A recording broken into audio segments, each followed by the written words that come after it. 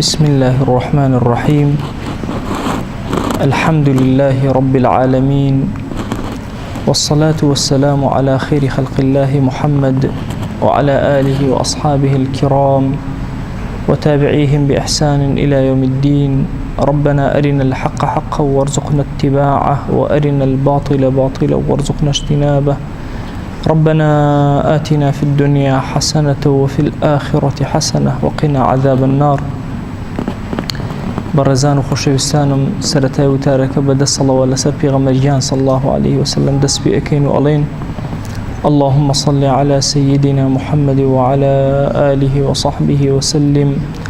اللهم صل على سيدنا محمد وعلى آله وصحبه وسلم.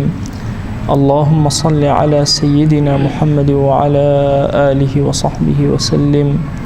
اللهم صل على حبيبنا محمد وعلى آله وصحبه وسلم. اللهم صل على حبيبنا محمد وعلى آله وصحبه وسلم. اللهم صل على حبيبنا محمد وعلى آله وصحبه وسلم.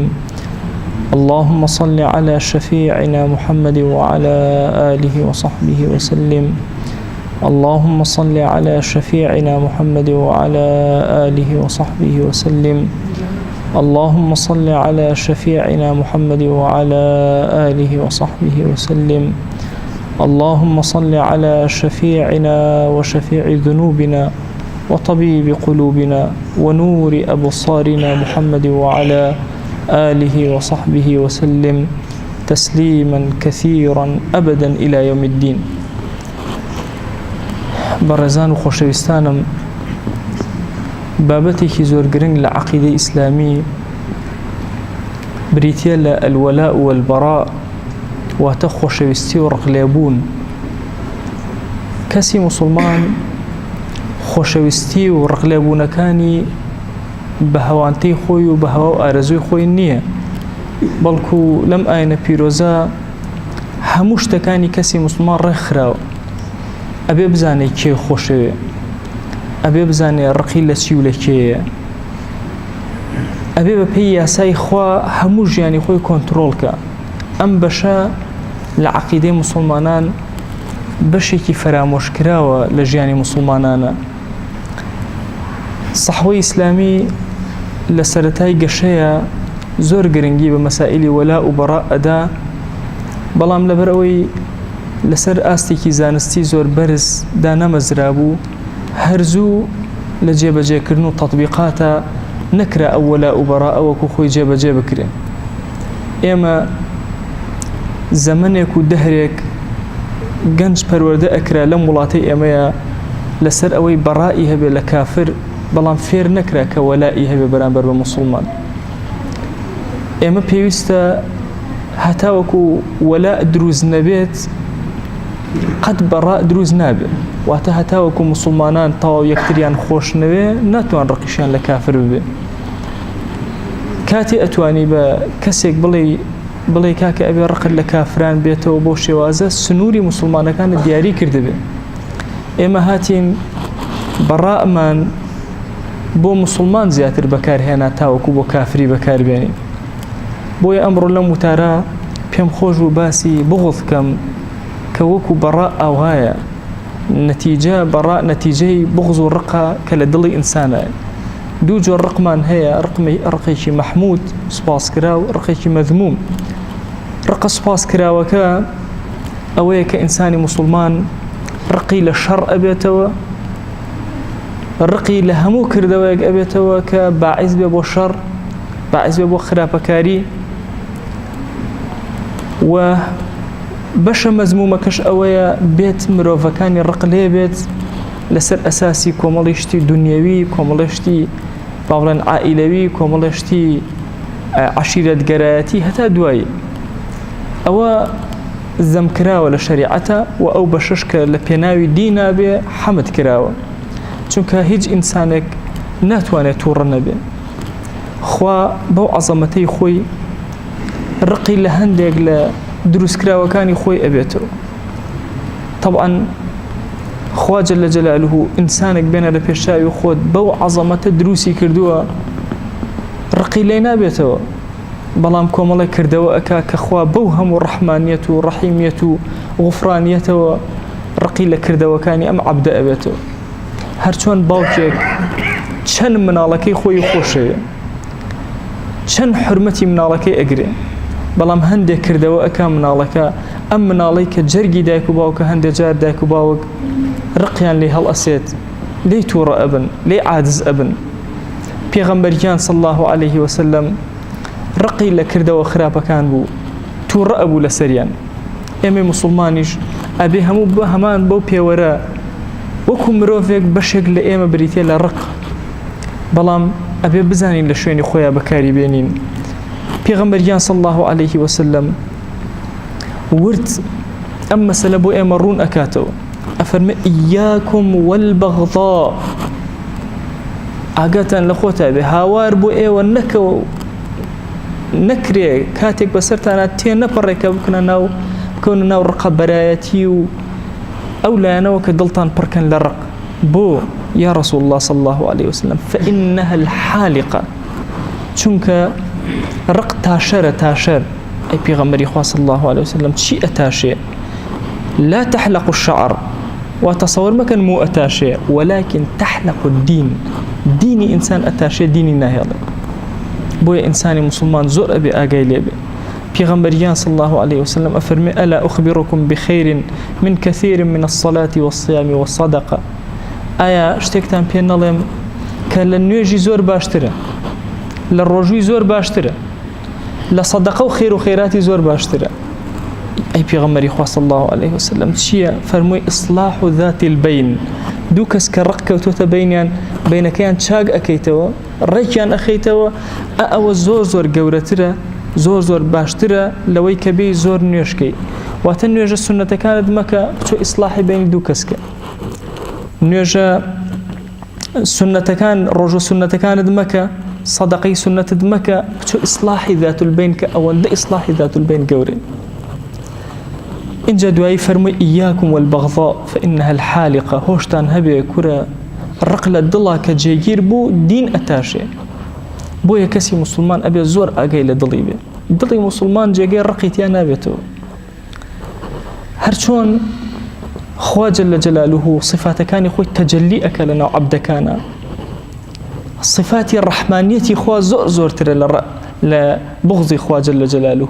والله كسي مسلمان أبي أبو شوازبي، أبي رحمتي زور تربي، أبي خوشويستي زياتر بي، أبي محبتي جورة تربي، أبي بغضاء رق لنا وضليا زور كم بيت.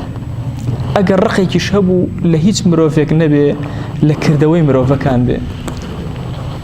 مشهد يجي خم خزمتان أصحاب رسول الله صلى الله عليه وسلم أبي تشن رقيان لإمام عمر بو بكاتك وآزاري داون وعزتي داون ناراحتي كردون، بس أولا كإيمانه هنا زوزر يعني خوشي سبحان الله.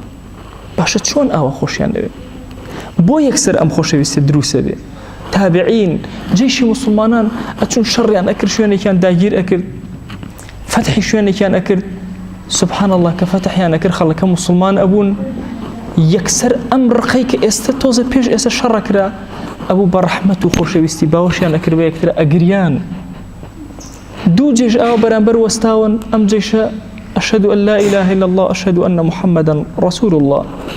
أم دو جيشوك يكتلان لأهات رقبراتي كونوا بيشترشم شيرمان لا يكتر هذا كيشو هيتشي نأما نهني أمل لتشيايا نهني أمل لوايك يكس لبيا وقوركانو لفاتحاني أم أمتا رقيان لمروفك نبوتا بلكو رقيان لكردوي مروفكان بوتو بويا هركاتيك كمروفكان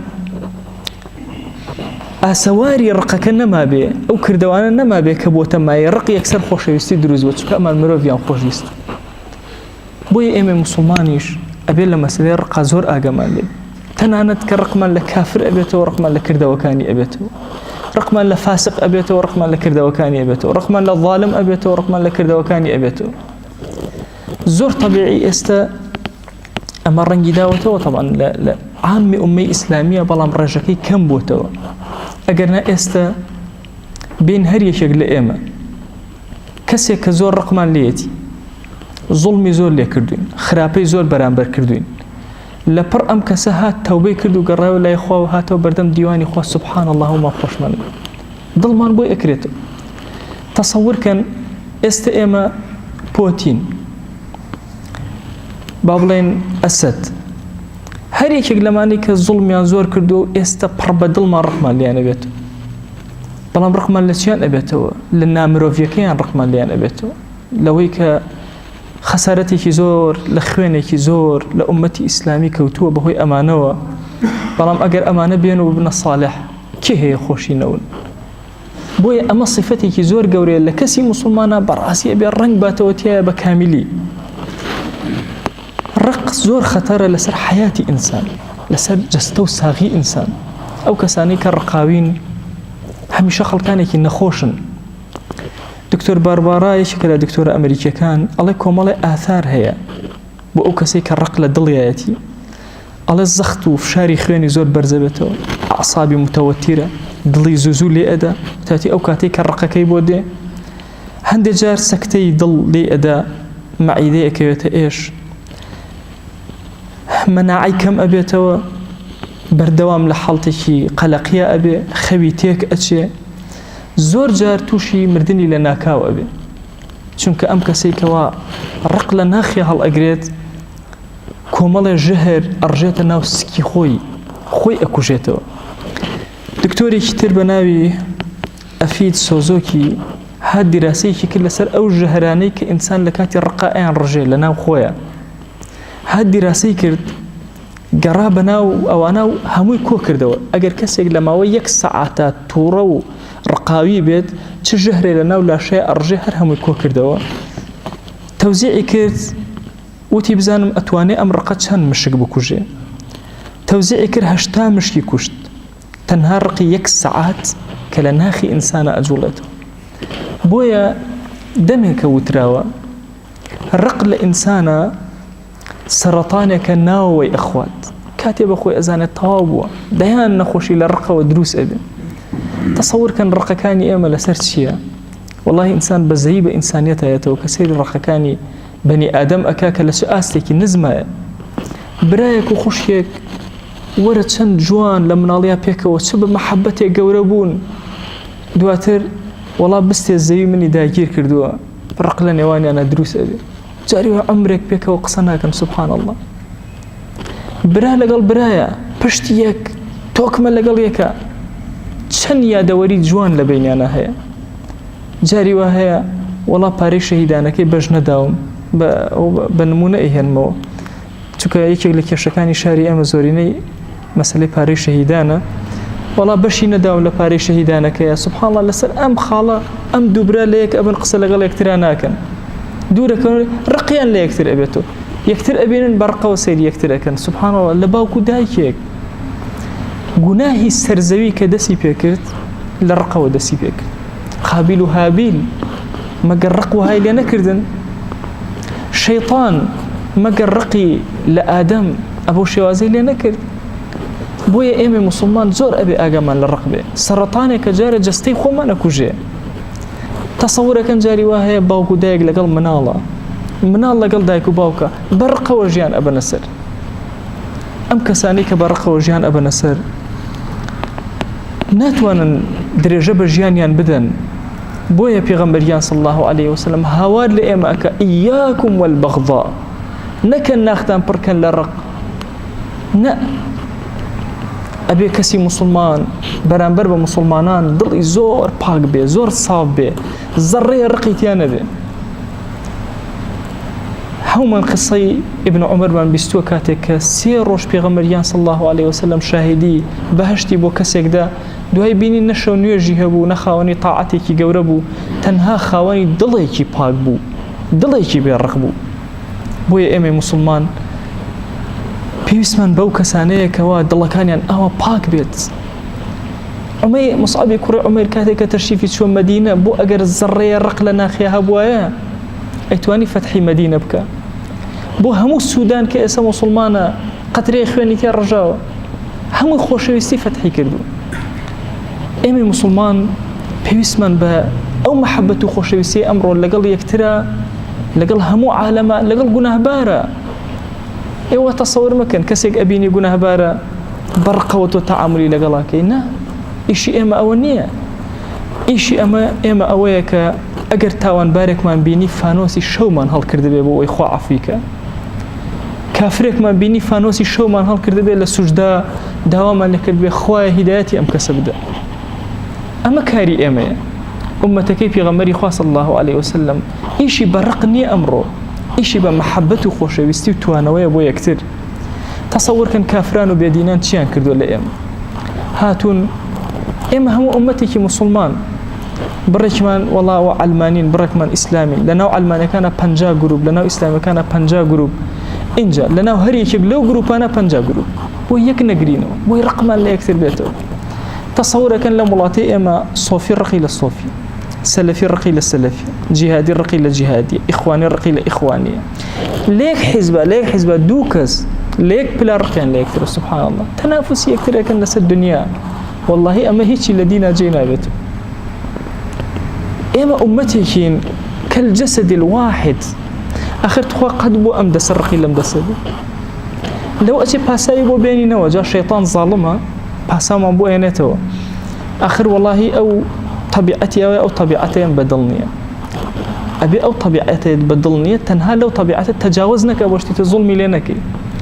کاک ئەحمەدی موفتیزادە فەرمێ لە سجنە ئەو کەسانی کە لێیان ئەدام والله بە ناخی دڵم بەزەیم پیاناتەوە دوعای خێرم بۆ ئەکرد.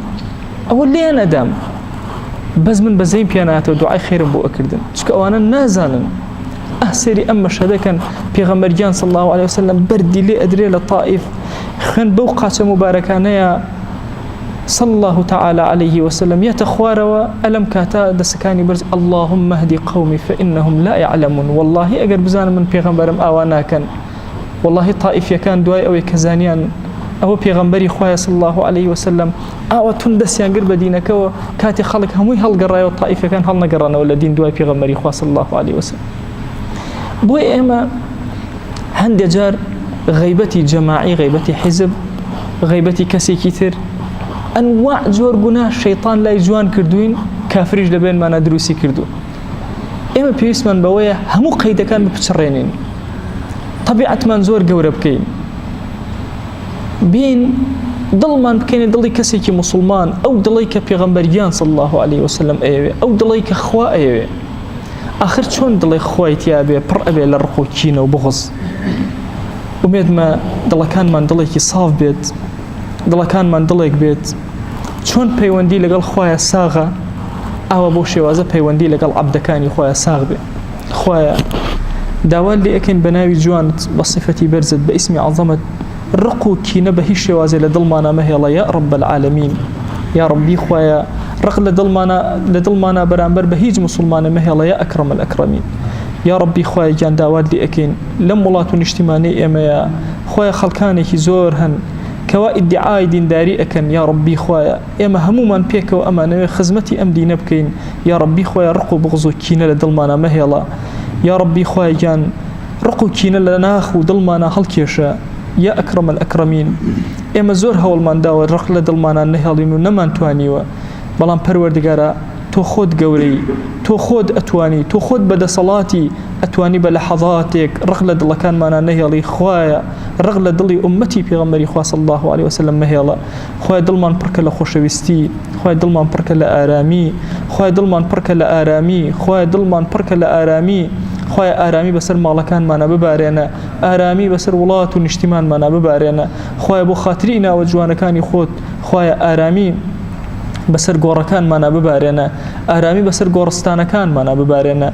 یا ربی خوایگیان لە گوناهی دایک و باوکمان ببوورە، لە گوناهی خوشک و براکانمان ببوورە، لە گوناهی خزم و کەسوکارمان ببوورە. یا ربی خوای لە گوناهی خزم و کەسوکارمان ببوورە، لە گوناهی دراوسەکانمان ببوورە، لە گوناهی ڕەفیق و هاوڵ و عەزیز و دۆستانمان ببوورە. یا ربی خوایگیان ئێمە عەبدانێکین بە زمانی بە ڕۆژۆ لە ماڵەکەی تۆیە هاتوین سەرمان نەوی کردو بۆ تۆ پەروەردگارە دوعاکانمان لێ قبول کە یا ئەکرەم الئەکرەمین. خوای زوڵمان لە هەر کەسێک کردووە، خوای داوای لێبوردن لێ ئەکەین. یا ربی خوای لە گوناهی ئەو کەسانە بوورە زوڵممان لێ کردوون. یا ربی خوای گیان داوا لێ ئەکەین بە گەورەی خۆت بەهانامانە وەرە، خوای بە گەورەی خۆت بەهانامانە وەرە، خوای بە گەورەی خۆت بەهانامانە وەرە. یا ربی خوای گیان ڕەحم و بەزەی و میهرەبانی خۆت بەسەر وڵات و شار و نیشتمانمانە ببارێنە خوایە بەرەکەت بخەرە ماڵمانەوە خوایە بەرەکەت بخەرە ڕزقمانەوە خوایە بەرەکەت بخەرە ئەولادمانەوە خوایە بەرەکەت بخەرە کاتەکانمانەوە خوایە بەرەکەت بخەرە عیبادەتمانەوە خوایە بەرەکەت بەسەر وڵات و نیشتیمانمانە ببارێنە تو گەورەی خۆت خوای گیان کانیاوەکانمان پڕ ئاوکە یا ڕەبی خوای گیان کانیاوەکانمان پڕ ئاوکە بیرەکانمان پڕ ئاوکە زەوی و زار و زەرعاتمان پڕ خێر و بێرکە یا ڕەبی خوایە داوات لێ ئەکەین بەرەکاتی ئاسمان و زەوی بەسەرمانە ببارێنە یا ڕەبی خوایە لە قەیرانەکان ڕزگارمان کە دەرگاکانی خێر بەسەرمانە واڵاکە تووشی فیتنە و موسیبەتی گەورەمان مەکە یا ڕەب العالەمین خوایە موسیبەت مەخەرە ناو دینمانەوە خوایە موسیبەت مەخەرە ناو دینمانەوە یا ڕەبی خوایە گیان دڵەکانمان ثابت کە لەسەر دین خوایە دڵەکانمان ثابت کە لەسەر دین چۆن لەم ڕەمەضانە هیدایەتت داین خوایە هەموو کاتێ ئەوە هیدایەتمان بدە ڕێنموویمان کە یا ڕەب العالەمین یا ڕەبی خوایە پەنا ئەگرین بە تۆ لە سستی لە عیبادات یا ڕەبی خوایە پەنا ئەگرین بە تۆ لە سستی لە عیباداتە یا ڕەبی خوایە گیان دەرگاکانی خێر بەسەرمانە واڵاکە تو گەورەی خۆت خوایە هەر چاکەیەک پێغەمبەرگیان صلی الله عليه وسلم داوای لێ کردووی داوات لێ ئەکەین هەر خراپەیە ئەو خۆشەویستە پەنای پێگرتووی ئێمە پەنات پێ ئەگرین خوایە پەنامان بدە لە کوفر خوایە پەنامان بدە لە فەقر یا ڕەبی خوایە پەنامان بدە لە ڕیا پەنامان بدە لە تەکەبور پەنامان بدە لە عوجب پەنامان بدە لە ترسنۆکی پەنامان بدە لە نیفاق خوایە پەنامان بدە لە چاوی پیس خوایە پەنامان بدە لە دڵی پیس یا ڕەبی خوایە گیان بە ئومەتی ڕەسوڵ الله حسابمان کە بە شوێن کەوتەی ئەو قبوڵمان کە لەژێر سێبەری ئاڵای ئەوە حەشرمان کە خوایە لەژێر سێبەری ئاڵای ئەوە حەشرمان کە یا ڕەبی خوایە گیان عیبادەتەکان مەدەرەوە بەسەرمانە خوایە لێمان قبوڵ کە یا ڕەبی خوایە لێمان ڕاضی بە ڕەضامەندی خۆت بەسەرمانە ببارێنە خوایە ڕەضامەندی خۆت بەسەرمانە ببارێنە خوایە ڕەضامەندی خۆت بەسەرمانە ببارێنە خوایە گیان ئەم عەبدانە ڕویان کەوتە ئەم ماڵەی تۆ هانایان بە تۆ هێناوە یا ڕەب العالەمین دەرگاکانی خەیریان لێ واڵاکە دوعاکانیان قبوڵکە یا ڕەبی خوایە هەر کەسێکمان گونەهبارین لێمان ببوورە پەروەردگارە هەر کەسێکمان بێحاڵ و ماڵین ماڵدارمان کە هەر کەسێکمان یا ڕەبی خوایە بێ مناڵین مناڵمان پێ عەتاکە یا ڕەبی خوایە هەر کەسێکمان مناڵدارین مناڵەکانمان ساڵحکە یا ڕەبی خوایە مناڵەکانمان ساڵحکە یا ڕەبی خوایە داوات لێ ئەکەین بە گەورەی خۆت ئەومان قەرزارە قەرزی سەرشانی سووکە ئەومان کەم ڕزقی حەڵاڵی زیادکە خوایە پەنا ئەگرین بە تۆ لە حەرام خوایە پەنا ئەگرین بە تۆ لە حەرام خوایە ئەوەندە حەڵالمان بدەرێ محتاجی حەرام نەبین خوایە ئەوەندە حەڵالمان بدەرێ محتاجی حەرام نەبین خوایە محتاجی دەستی نامردمان مەکە محتاجی بەردەم دەرگای خراپەکارانمان مەکە یا ڕەبی خوایە زەلیلی بەردەست زاڵمانمان مەکە یا ڕەبی خوایە گیان عاقبەتمان پڕخێرکە یا ڕەبی خوایە عاقبەتمان پڕخێرکە هەر کەسمان نەخۆشە شیفای بۆ بنێرە یا ئەکرەم الئەکرەمین یا ڕەبی خوایە شیفا بۆمان بنێرە شیفای مادی و معنەویمان بۆ بنێرە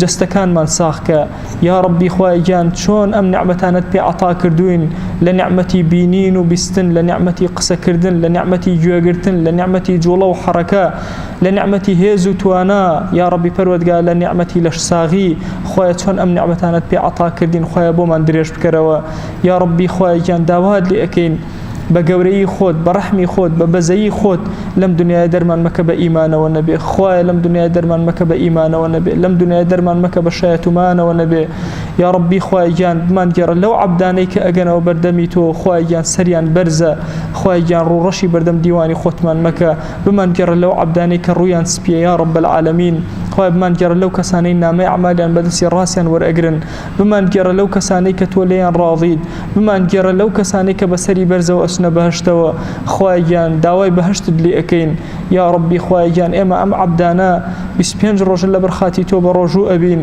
یا ڕەبی خوایە ڕۆژەکانمان ئەکەینە وەسیلەیەک لە دەرگانەی تۆ بەرزیان ئەکەینەوە دەیا ڕەبی خوایە گیان بەهەشتمان پێ عەتاکە یا ڕەبی خوایە گیان بەهەشتمان پێ عەتاکە یا ڕەبی خوایە بەهەشتمان پێ عەتاکە یا ڕەبی خوایە پەنا ئەگرین بە تۆ لە ئاگر خوایە پەنا ئەگرین بە تۆ لە ئاگر خوایە پەنا ئەگرین بە تۆ لە ئاگر خوایە پەنا ئەگرین بە تۆ لە ئاگر خوایە پەنا ئەگرین بە تۆ لە عەذابی قەبر خوایە پەنا ئەگرین بە تۆ لە عەذابی قەبر خوایە ڕەحم بە مردووەکانمان بکە یا ڕەبی خوایە لە گوناهی جەنابی ماوەسەم لە عوسمان ببوورە لە گوناهی مەلا بەختیار ببوورە یا ڕەبی خوایە دەرەجاتیان عالیکە یا ڕەبی خوایە لە گوناهی مردوانی حازران ببوورە یا ڕەبی خوایە گیان داوات لێ ئەکەین ڕەحم و بەزەی بەسەر مردووەکانمانە ببارێنە تو گەورەی خۆت لەم مانگی ڕەمەضانە عەذاب لەسەر لا بردون هەتا عەذابیان لەسەر لا ببە یا ڕەبی خوایە ئارامی بۆ گۆڕستانەکانمان بگێڕەرەوە یا ڕەبی خوایە بەخشندەی خۆت بەسەریانە ببارێنە یا ڕەبی خوایە بەزەیی خۆت بەسەریانە ببارێنە خوايا إما أوان همو فقير ومحتاج دولة من ديتوين يا ربي خوايا همو من محتاج وآتاج رحمتي توين ده يا ربي خوايا رحمتي خود بسر معنا ببارنا دعاء كان من قبولك رجوع كان من قبولك ذكر أوراد من قبولك تراويح كان من قبولك شون يجا كان من قبولك قيام الليل من قبولك اعتكاف كان من قبولك قرآن خندن من قبولك صدقة وخير وخيرات كان من قبولك سرفتر كان من قبولك زكاة كان من قبولك يا رب العالمين يا ربي خواجان داوای عفود لي أكين أجر هلوك مكرما برامبر بفقير هبو به يا ربي خوايا داوای عفود لي أكين كنما تواني بفقير كاني والله خومان سكيان تيركين ضليان خوشكين يا رب العالمين يا ربي خوايا داوات لي أكين رحمو بزي بسر أو دولة مندو دا صلاة دارانا ببارنا بركاتي خود بسريانا ببارنا كهاوكاري فقير وهجاران أكن آمين آمين والحمد لله رب العالمين وصلى الله على سيدنا محمد وعلى آله وصحبه وسلم تسليما كثيرا أبدا إلى يوم الدين.